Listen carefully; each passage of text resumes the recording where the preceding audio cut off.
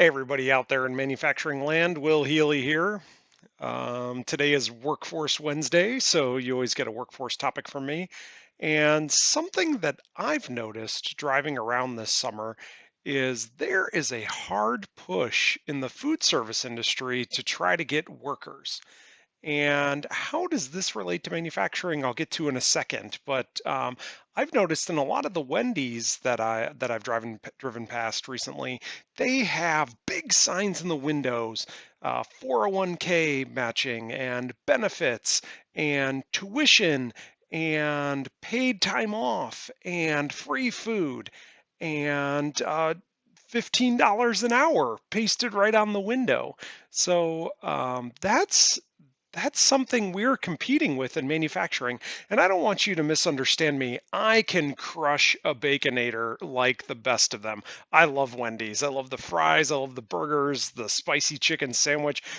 This is not meant to be a Wendy's commercial, but I love Wendy's. But when we drive past Wendy's, I see those signs and I think we in manufacturing are competing with this.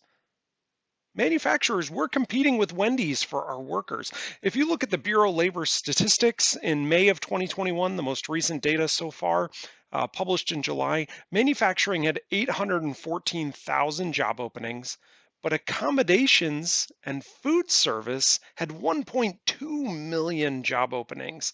And so, they're hurting just as hard, if not 50% more than we are to get workers into their facilities. So, we have to think about what are we doing to attract workers.